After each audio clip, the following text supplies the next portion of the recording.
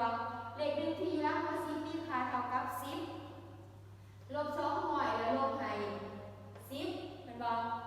ตัวสุดท้ายแม่นหลังหัวหน่วยแม่น5ลบ200ลบ10ลบ5เนาะแล้วเขาจะได้ผลลบออกมาแบบนี้เนาะแล้ววันนี้ให้มันติดตามกันเนาะของการเนาะคือในขอตัวนี้เนาะเขาสังเกตลงตามตัวอย่างเลยตัวอย่างเขาตัวต่างลงมันจะคือเก่าเป็นบอลตัวต่างลงเด้อตัวต่างลงคือเก่าเป็นบอลแล้วเนี่ยเขาเอาตัวต่างลงเข้าตัวนี้เขียนไว้คือเก่าเท่ากับเฮ็ดคือกันโหลดเนาะโดยยิงในตัวอย่างที่เขาให้มาเขาก็ต่างเลยคือ68ลบลักหลายสุดของตัวลบของเขาแม่นลักหัว10เป็นบอล3ที่อยู่ลักหัว10มีค่าเท่ากับ30เท่ากับ30ด้วยลักหัวหน่วยลบให้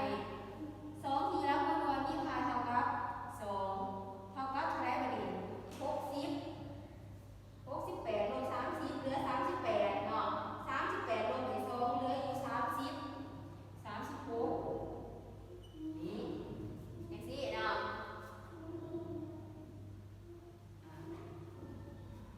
มาดีว่าขอต่อไปเลยเนาะสำหรับขอเบอร์นี้ครูจะพาของร้านเองแล้วขอเบอร์นี้ครูจะให้ของร้านเป็นคนเฮ็ดเองปฏิบัติเองเนาะตามตัวอย่างที่ครูพาเฮ็ดแล้วก็ตามที่ครูพาแก้ในเรื่องนี้เนาะ78ลบให้36แล้วก็ตั้ง78ไว้คือเก่า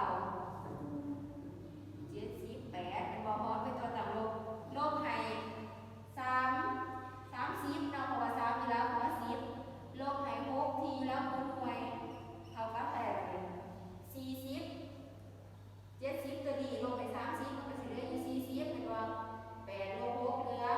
2แสดงว่าเท่ากับ42นี่เนาะ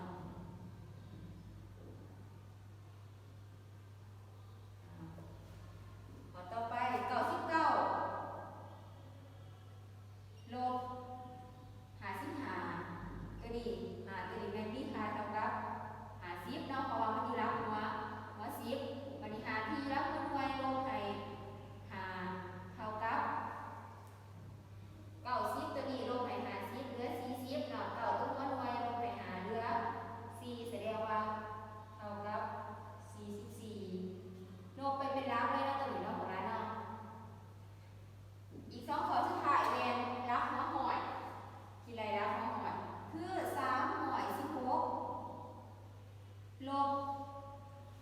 ลักที่ไรที่สุดแม่นลักหอยเนาะหน่วย10หอยตัวนี้ลักหอย2ที่อยู่ลักหัวหอยมีค่าเท่ากับ2หอยก็ลบ2หอยเลย1ที่ลักหัว10มีค่าเท่ากับ10 4ที่ลักหัวหน่วยมีค่าเท่ากับ4นี่เนาะลบเลยตัวนี้3ตัวนี้ลบ2เหลือ1เป็นบ่1ลบ1ตัวนี้เหลือ0 6ลบ4เหลือ2แสดงว่าได้อยู่1ห้อย2ตัวนี้เนาะตัวนี้นี่เป็นผู้บอกวิธีคิดไรที่ซื้อเนาะของร้านสามารถได้17สีของร้านได้เลยวิธีการลงแบบง่ายๆเนาะ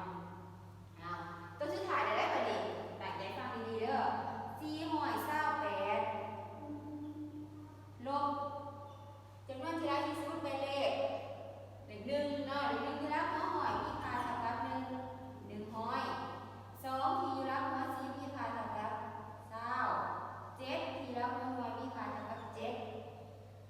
ลบเลย4ลบ1เหลือ3ให้มา2ลบ2 0 8ลบ7เหลือ1แสดงว่าผลออกมันจะได้อยู่3หอย1นี้เนาะ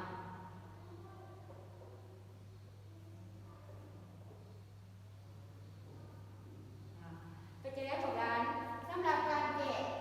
ได้ขอก็พ่อเข้าใจอยู่บ่แล้วถ้าเราของร้านยังบ่เข้าใจให้พยายามเปิดเบิ่งวิดีโอ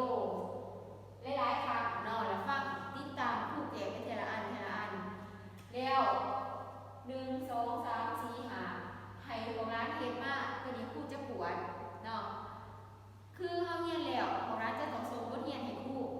ถ้าส่งตัวนี้ครูจะให้คะแนนเก็บสะสมไว้แล้วครูจะส่งตัวอย่างไว้